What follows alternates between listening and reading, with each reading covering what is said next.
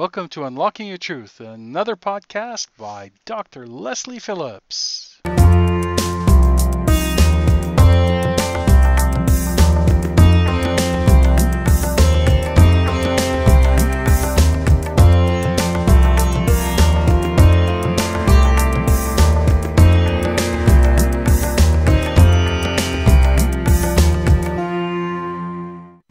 Hello everyone, welcome to Unlocking Your Truth with Dr. Lesley. Today's topic is uncertainty, or the flip side of that coin, certainty. And I was sort of surfing the internet a little bit for some ideas of topics for today, and I was looking in Psychology Today magazine of all things, and there was a couple of articles about scientific studies in coping with uncertainty. And listen to this, I can't believe this. So, as a rule, humans prefer certainty to uncertainty. Studies have shown that people would rather definitely get an electric shock now than maybe get an electric shock later. and they show greater nervous system activation when waiting for an unpredictable shock than an expected one. And then where individual people differ is the degree to which uncertainty bothers them. So I kind of thought that was interesting.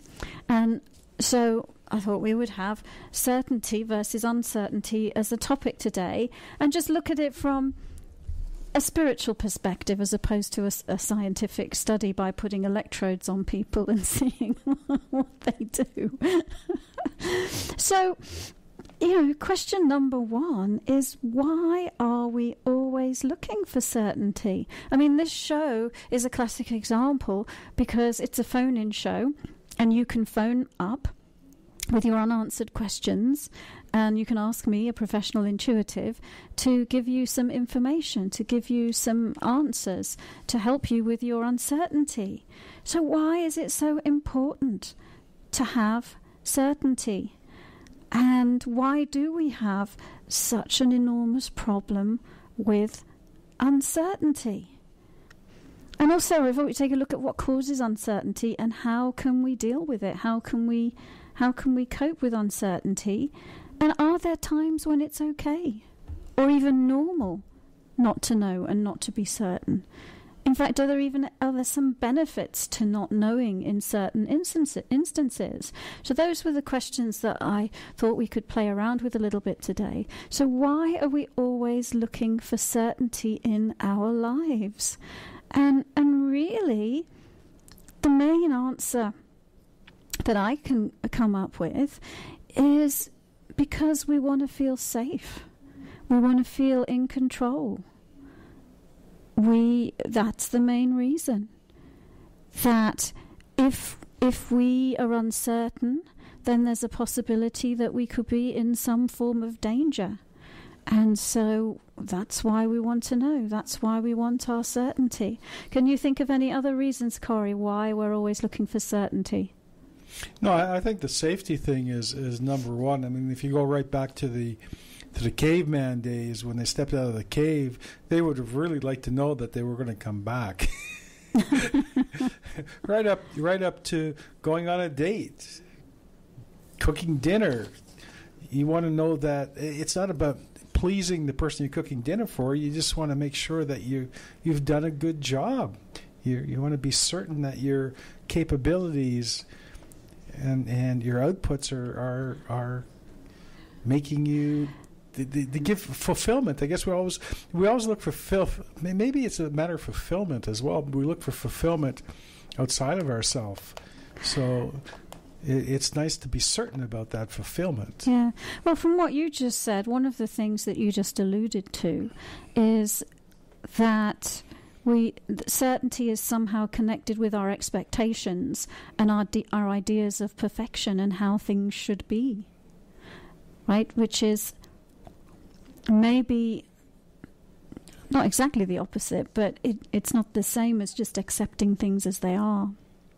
So No, it's not. No, not at all. So I was thinking to myself, well, what causes uncertainty?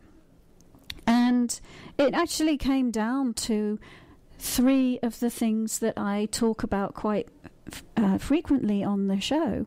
Number 1 is the intellect, right? It's the intellect. It's our mind. Busy mind. Our busy mind. Our busy mind that's churning things over and over in an anxious way. So it's the intellect. And of course, how do you get out of the intellect? Meditation is number 1 to get out of the intellect. And then, the second thing I could come up with is this whole thing about being in the past, being in the future, or being in present time. Because if you're always going into the future, well, number 1, that makes you anxious. So there's clearly is a relationship between anxiety and uncertainty. They kind of go hand in hand. If I'm uncertain, I'm anxious. If I'm anxious, I'm uncertain. And so, worrying about the future, projecting your consciousness into future scenarios that haven't happened yet, because you're trying to somehow be in control of the future situation, which you can't possibly ever be in control of, causes, that's linked to uncertainty. And I think also going in the past can be, especially because we get very concerned about what other people think of us, don't we? And if we are afraid that somebody doesn't like us or somebody judges us, then we're uncertain about the outcome of situations that involve that person. And so, if you've had experiences with somebody where they've put you down, or you've had an argument with them, or something like that in the past, and you hold on to that idea about them, then that causes you to project uncertainty around that whole person. And then the third thing that I think contributes to uncertainty, I call it space invasion. And that is when somebody else's energy is in your space. So we've also talked about this before in the show, that the only energy that belongs in your space is your own energy. But oftentimes when we're in close relationships with people, or we really want to get our point across to somebody, we will project our energy into their space. Or if we really want to heal somebody, we will absorb their energy into our space. But any time that you do that, you are now experiencing that other person or those other people's reality within your space. And so instead of there just being you and your clarity and your opinions and your information, you're now sharing it with a bunch of potentially conflicting ideas and information. So the top 3 things that I think cause uncertainty are not being in control of the intellect, having that mind that goes round and round, not being in present time, and having your space invaded by others. And so, why have you got... I just have an example where all 3 of those roll into one. Oh, go on then. And I think I've used it before on the show many moons ago.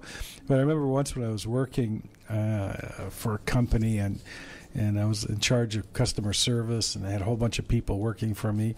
My boss came in on Friday afternoon around 5 o'clock, just as I was getting ready to pack up for the night, and said, Monday morning, first thing, we have to have a meeting. And then just before I could get a chance to say, about what? She sort of said, well, we'll see you Monday. She turned around, 8 o'clock, walked away. And so all weekend, I was sitting there going, what the heck is this all about? Like, she was really upset, and I didn't know what it was, and blah, blah, blah. So all weekend, and her energy was in my space, and I was grumpy, and I was blah, blah, blah. And then on Monday morning, I show up at 8 o'clock, and I'm waiting. She shows up at 10. And I said, I thought we had a meeting at 8 o'clock. Oh, no, it's okay. Don't worry about it. It's all been handled. She's like, okay, well, what was it? And it was something that had nothing to do with me, but she was looking for an answer for something.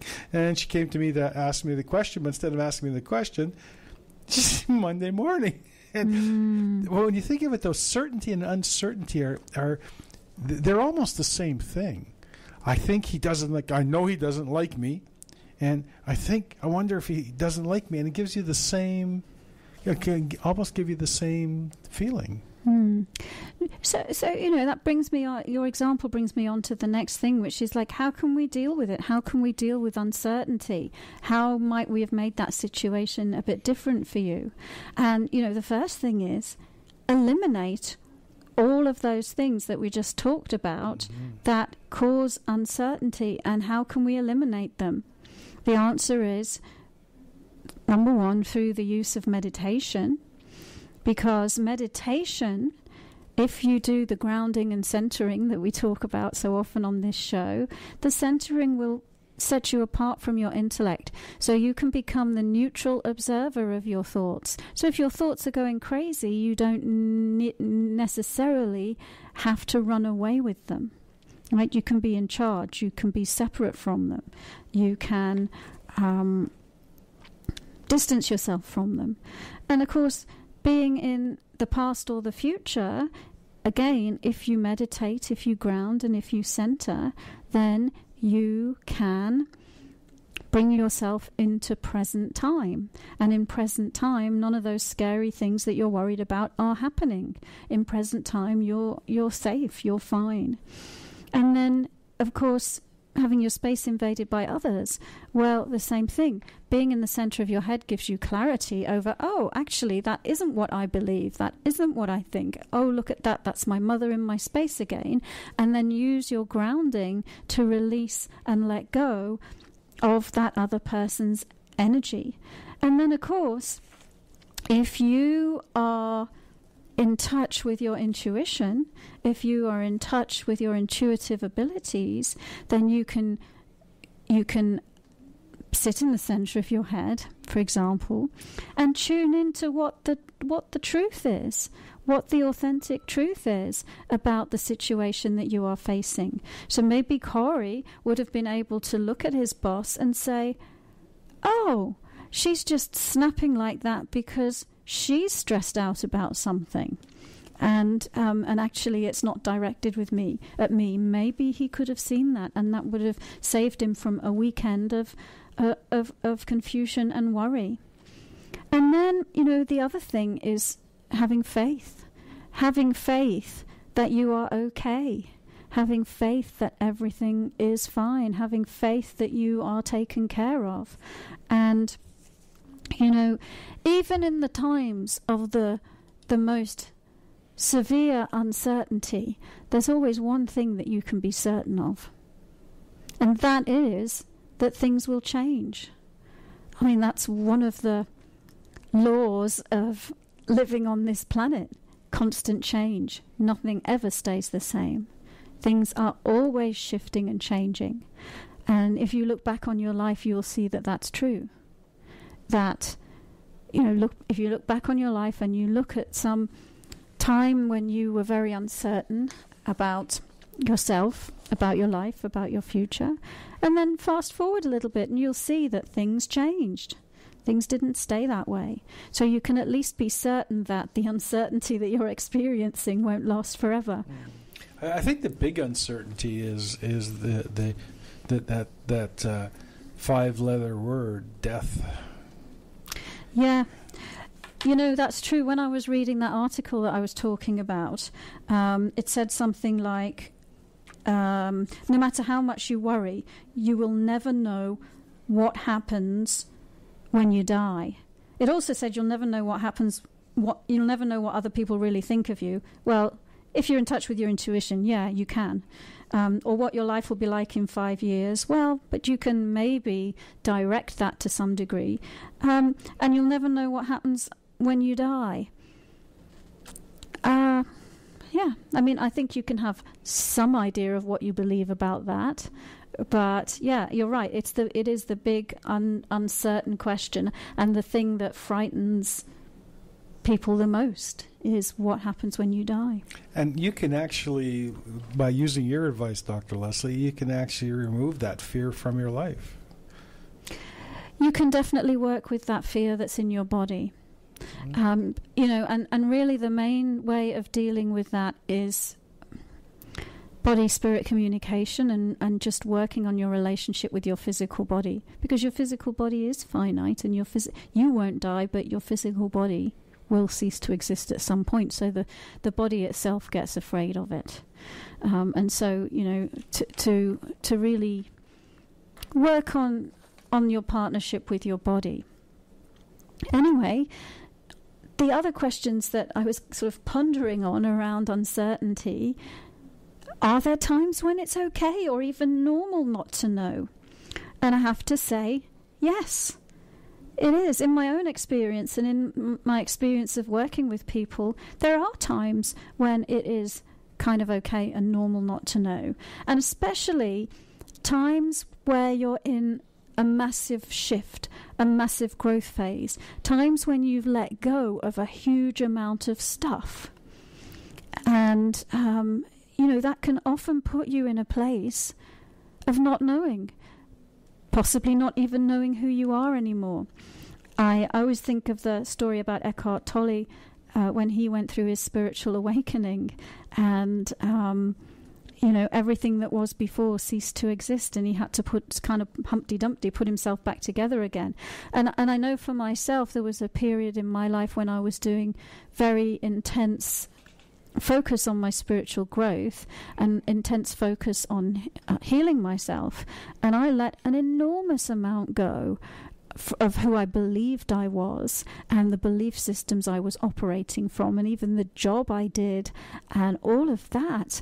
And I can remember going through a couple of major periods where it was like a pregnant pause in my reality, where none of the old things made sense anymore, and the new things hadn't come into being. It was like being in the womb again of recreating myself. And in that time, it was okay. It's normal not to know. It's normal not to know, because you're in that midpoint between what was and what is yet to come. It's kind of like the abyss of creation, like the womb of creation, where you're reinventing yourself. Actually, when you think of certainty and uncertainty, this week I repaired a dishwasher that I bought at an auction 3 or 4 months ago, not sure if it was working. And for the past 3 or 4 months, I've been going, I wonder if it's. I've been avoiding working on this because I wasn't sure. And then today I worked on it, and it worked. And the certainty of it working was such a wonderful feeling. However, was it worth feeling uncertain about? For 3 months. Exactly. It's funny. Yeah, and then, another time when I thought about, well, is it okay or normal not to know? And it might be when you're not ready to know. And I'm thinking in particular of the case of hidden memories. That's a real phenomenon. For example, if somebody's been abused as a child, they consciously might say, well, I had a wonderful childhood and I'm fine and everything's great. But really they're not, and it wasn't. But they're not ready to know that, and they're not ready to deal with that. And that's okay. Everything in its own time. And here's another one when it's okay not to know. This is a good one. When you might be reading a book or watching a movie. You might not want to know what the ending is until you get to it. So that's another one. And then, finally, well, what might be the benefits of not knowing? Are there any benefits of not knowing? And I think, yeah, being able to let go of your need to control everything, that's a benefit. Letting go of your expectations and your ideas of perfection. That's great.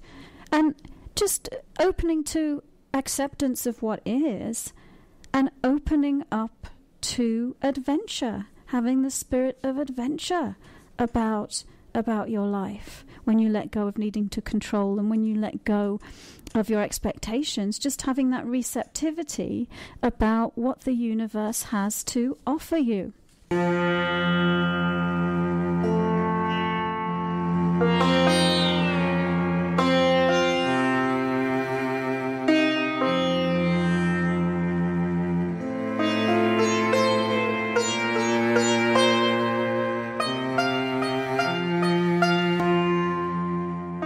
Hello everyone, welcome back to Unlocking Your Truth with Dr. Lesley. We have been talking about certainty and uncertainty with a spiritual perspective tonight on Unlocking Your Truth.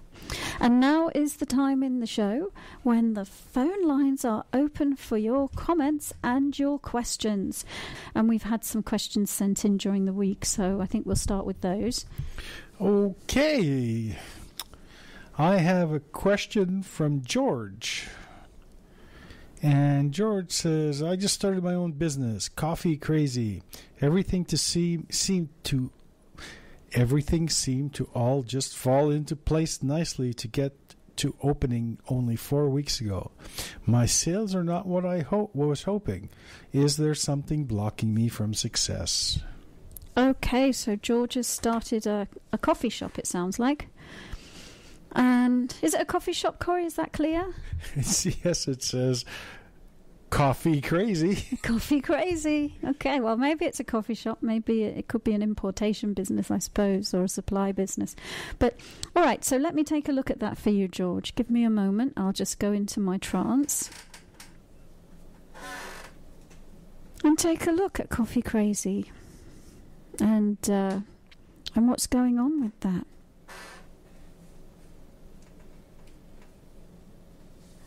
So, well, I definitely see your expectations of the business, and you're kind of like, I don't know whether frustration is quite the word, but how you're feeling now about the fact that it's not meeting your expectations. And it almost feels like you want to bash it over the head a little bit and say, wake up, do what you're supposed to do. And I'm seeing that what would be really quite helpful is if you just imagine your business as though it was a person, right? And then give it some space. Pull your energy back off it. Give it some space. Give it the time to let it unfold in its own time. So I'm seeing that your expectations and your fear around it possibly not working is actually affecting it. So that's the first thing that I'm seeing. So pull your energy back off of it. And the other thing that I'm seeing, especially when I pull your energy back off, it looks like a great business. It looks like the idea is sound. It looks really bright, and it just it's just not quite grounded in well, when I say grounded in reality, yes, okay, you have the business and you've created it, but it just looks like it takes time to get established. It takes time for people to find out about it, and 4 weeks is just 4 weeks is not being enough time. I'm going to just give a little healing to your business as well to see if we can, because just like you can ground yourself, you can actually ground your business. So let's do that and see what else we can see. I honestly don't really see any reason why this business can't be successful. What I would just advise you to do is be patient with it and to pull your fears and your expectations off of it. And I mean, you know, the other thing that comes up to ask you is that, I mean, I'm assuming that you had a business plan and that you did some financial projections around when your break-even point would come. And if you didn't do that, it might be an exercise that, from an intellectual perspective, might be helpful and might give your body a little bit of comfort to say, it's not a disaster yet, you know. And then, you know, just monitor on a regular basis how it's doing, because most businesses are not an overnight success. Most businesses need time to ramp up and get established, and so I'm not seeing that there's anything to panic about right now. It looks like a sound business idea. It looks bright to me. Just not had enough time to get established yet. Is there another question, Corey? Are you uncertain? About whether there's... No, I know there's another question. There you go. That's certainty for you. Okay, this is a question from Maisie. And Maisie says, I'm a 48 years old, and about a year ago, I married my best friend and the nicest man in the world after dating for several years. I have such love and admiration for him, and my 2 children adore him just as much. My question is, how to change my feelings from friendship to passion? I believe without question... Let me read that again. My question is how to change my feelings from friendship to passion. I believe without question that he is my guy, and I have absolutely no desire to change my circumstances with him. I had secret questions about this prior to marriage, but underestimated its significance. I believe that anything is possible, and if there is a will, there is a way, and I just need help finding it. Thank you in advance. Did she say she had what kind of questions before? Well, she had questions about that. My question is how to change my feelings. I believe without a question he's my guy. I have absolutely no desire to change my circumstances with him. I had secret questions. Secret questions about this. Okay. So it was a concern that she just kept stum about before she got married, I guess. All right. Stum? Stum. Isn't that a word? I think it is. Maybe in another language. German, I think. All right. There's my 1/16th German coming out there. Okay, Maisie, I'm going to take a look. Take a look at your question and just specifically take a look at, the relationship with your best friend husband.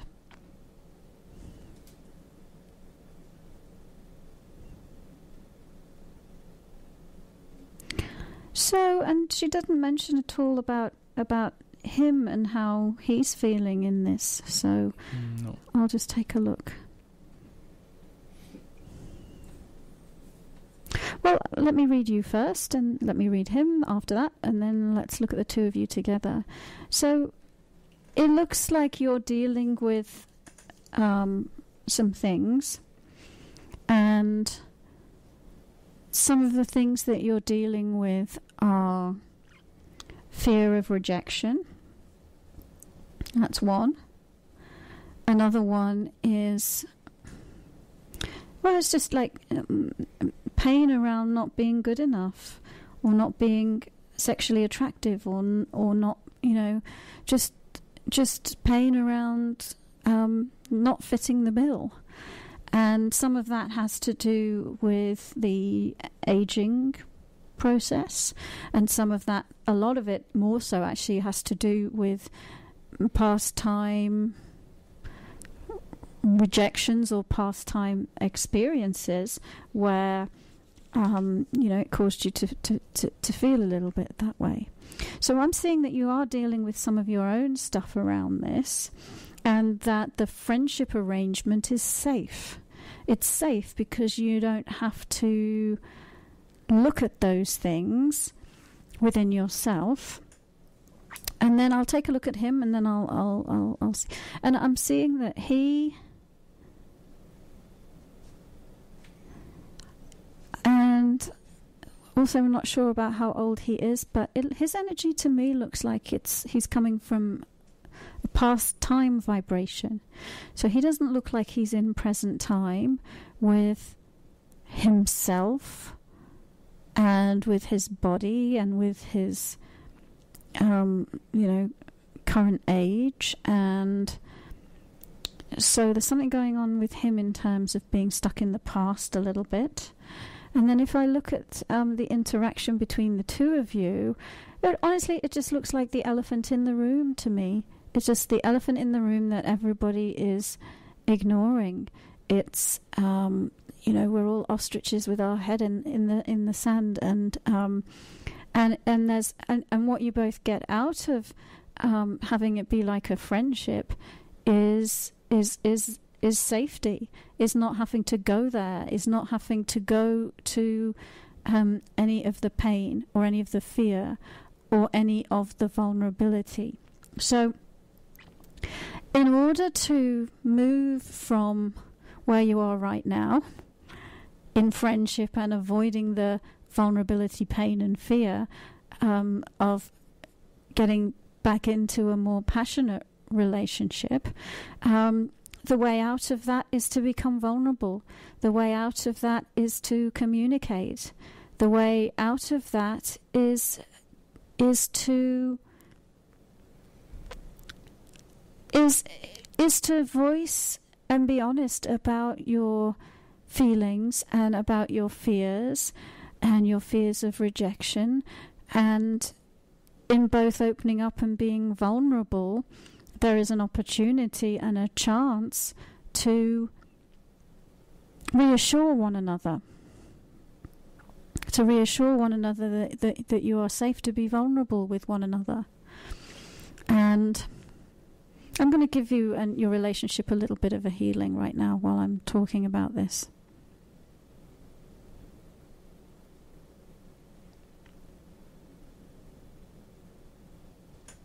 Yeah, and I mean, really, that's what I'm seeing. It's just, right now you're locked into a kind of status quo that won't shift unless somebody shifts it. So it just takes either one of you to say, you know what, let's talk about this.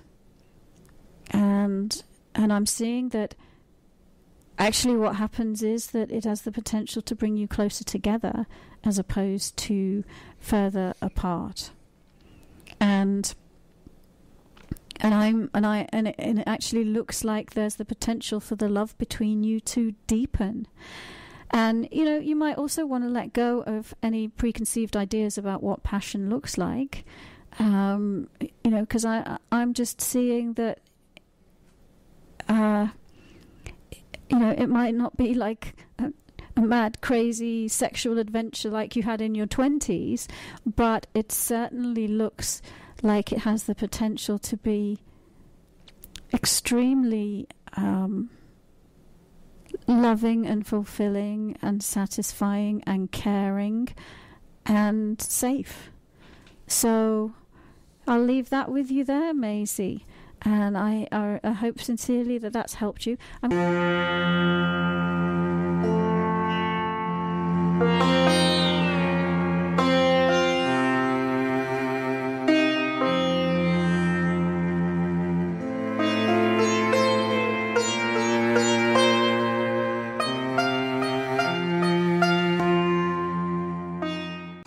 Hello everyone, welcome back to Unlocking Your Truth with Dr. Lesley. We've been talking about certainty and uncertainty. What's our next question, Corey? I'm sorry. It's one of those questions all guys dread. It's from Mary. Mary says, will my fiance and I be able to revive our relationship and get married? Because we have a lot of problems with him having cold feet now. I don't think she means cold feet. No. Okay, let's take a look. And what was her name again? Mary. Mary. All right. Well, gosh, it's the relationship search. Well, and uncertainty as well, eh? Yeah. So let's take a look at Mary's question. Give me a moment.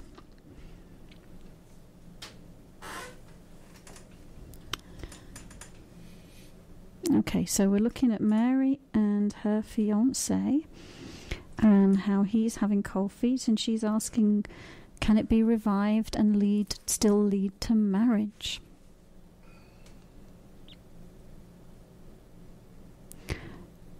So,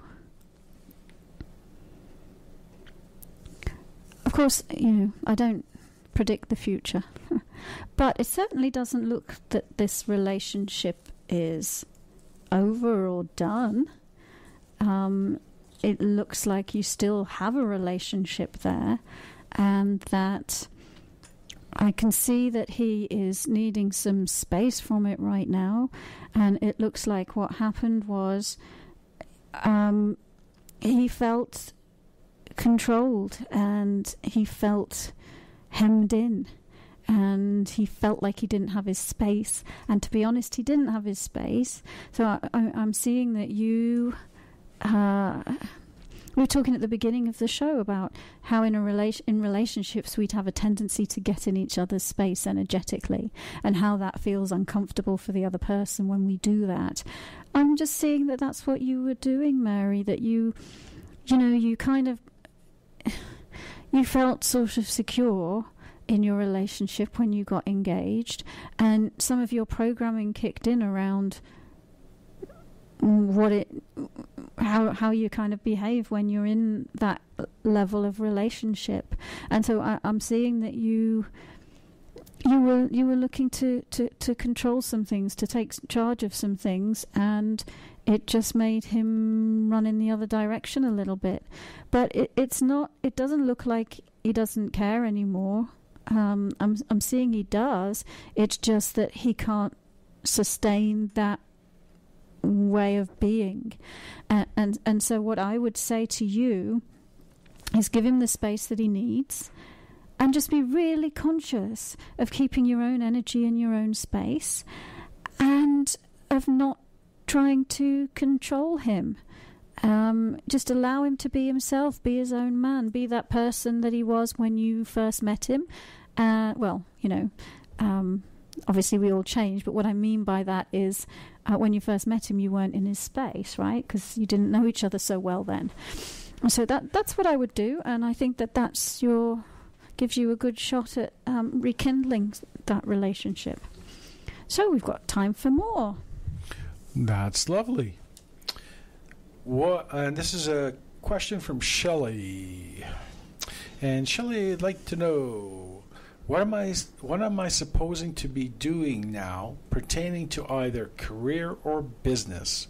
I am feeling stuck in this area of my life. Okay, so Shelley feels stuck in career and business, and what is she supposed to be doing? All right, well, there's obviously no supposed to be doing about it. There's your choice about what you want to do, but I will look at this area for you, Shelley. So again, give me a moment while I just tune into you.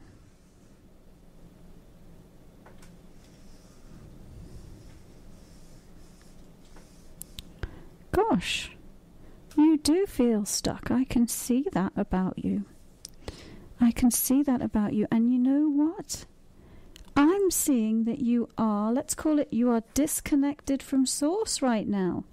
Disconnected from your higher self, disconnected from God, if you use the word God, whatever your concept of that is. I'm just seeing that you're kind of cut off from that. So if you think that there's a source, which some of us call God, which is where you come from. You know, there's a stream of energy and information and support that is you, that comes from that source. And when we're in alignment with that source, and when it's flowing through us, then we know who we are, and we know what we want, and we go for it. Well, I'm seeing that I'm seeing you're temporarily cut off from that, and I want to look at why. And I'm seeing because of that, it's causing your vibration to be lower than it needs to be, and just you look like you're a little bit depressed.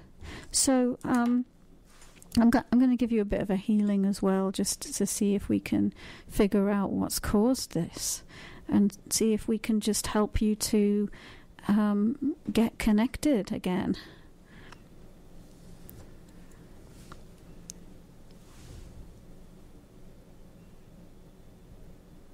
Well, it looks like it's a combination of things, but it all has to do around belief systems which say, who am I to think that I could ... And so it looks like you have some amazing dreams, and then you went, well, who am I to think that I could have that, or that I could do that, or that could come true for me. And I'm seeing, on the one hand, you did it to yourself, but on the other hand, that a lot of that programming also comes from outside of you. So it looks to me like you have some family members who have a sort of embedded, ingrained belief system which says, who are you to think you can have this or that? Or who are we to think we can have this or that? And so there's sort of like a family belief around what we can have and what we can do and what we can expect out of life. And I'm seeing that you were dreaming bigger than those dreams that you grew up with, and you just hit that programming. You hit the programming that said, who am I to want or think that I could have any of this? And you cut yourself off from God in the process of going into that invalidating belief system. So, like Marianne Williamson says, who are you not to shine as brightly as you can? That you're in the world in order to do that. And so it's like, let go of your doubts and let go of the family patterning that says that it's not possible for you. Because the only reason it would not be possible for you is if you believe that it is not possible for you. And I'm seeing it is, so long as you shed those self-limiting beliefs. So I'll leave you with that, Shelley. I hope that you find that helpful. And of course, if you want to know how to shed those self-limiting beliefs, you're welcome to contact me at info@drlesleyphillips.com. But you know what? Also go back in the podcasts. Grounding will help you let go of the past, and that's one we talk about a lot. Corey, what's the next one? This one's from Sam. And Sam wants to know, or he, could be a she or a he. I was wanting to know how my love life would be ahead, and what kind of men, it's a she, I come across. Will I meet someone soon? I thought she said, will my love life be a hit? But you said, what will it be ahead, right? What will my love life be ahead, and will I meet someone soon? Sam. Okie dokie. Let's take a look. So Sam is asking about her love life, and obviously at the moment Sam is single and really wanting to meet somebody. And let's see if we can give her some information about that.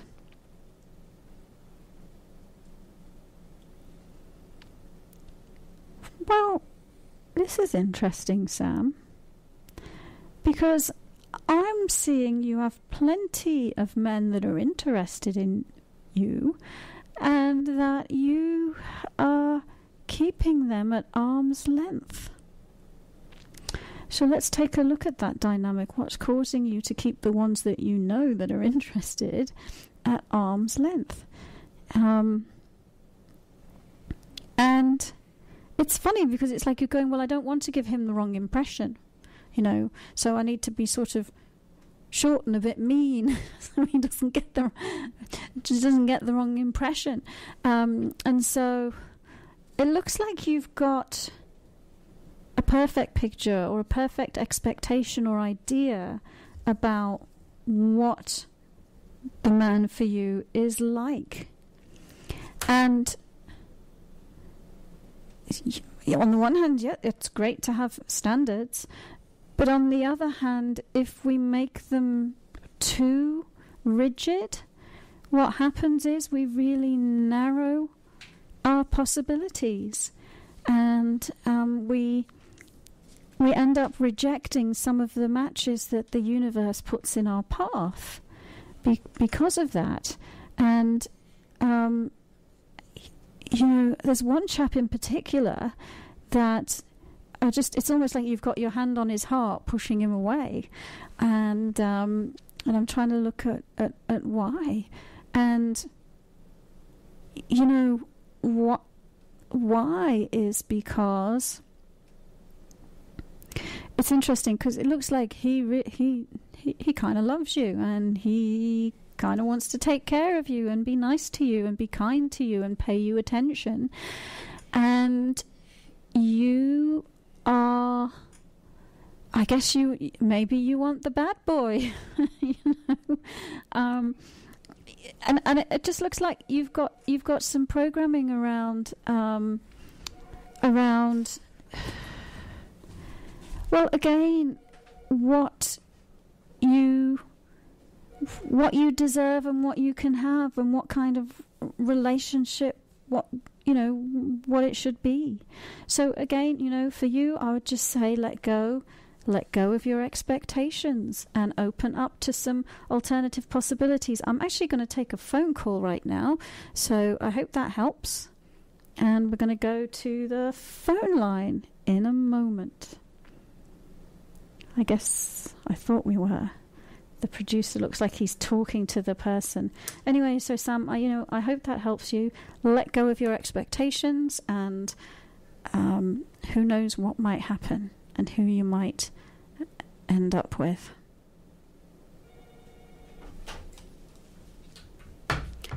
Okay, hello caller, you're live on air. How can we help?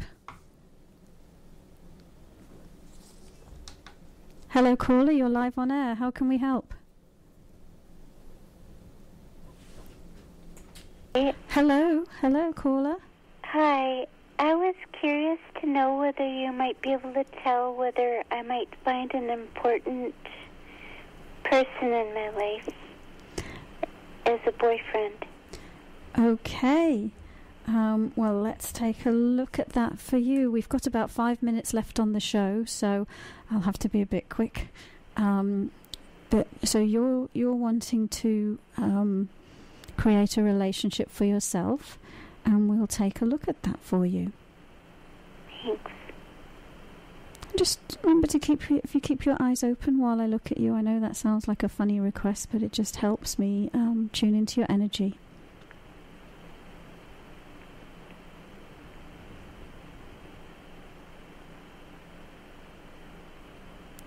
Well, the first thing I would say to you is, we create our own reality. And so the way to create a relationship, I'd say a couple of things. One is to just put it out there to the universe that you really want to attract a special person into your life. And then just take a look inside yourself, and it looks like one of the things I'm seeing with you is it looks like you have got a bit of pastime energy that lights up around this whole subject of relationship, and also a little bit of fear. So we basically attract whatever energy vibration we're putting out. And so what I would say to you is just do a little bit of healing work on yourself in terms of letting go of the past and letting go of your memories about past relationships and your experiences in past relationships and your fears around relationships. And then I'm seeing that would help you reset your vibration. And you can consciously also, we attract the vibration that we are. And so just imagine what you would feel like if you were in that loving relationship that you want to attract. Imagine that you're in it now, and that you're already feeling all the feelings that you'd be feeling when you're in that relationship, because then what happens is that sets the energy vibration of what you're wanting to attract. So, those are the tips I can give you, and I'll just repeat, I don't predict the future for people because I think that disempowers them, that takes their power away, because we all create our own reality. But for you, I'd just say, get grounded, get centered, get focused, ask the universe for what you want, and clear out the past. Okay. Yeah. So thanks for calling. Unfortunately, because you called towards the very end of the show, we have to just do a really quick one. Thank you for joining us. You've been listening to another Unlocking Your Truth podcast by Dr. Lesley Phillips. For more information, go to our website at drlesley, LesleyPhillips.com. That's drlesleyphillips.com, where you can ask questions or send her an email, and there's many free gifts on there for you as well. Come back again.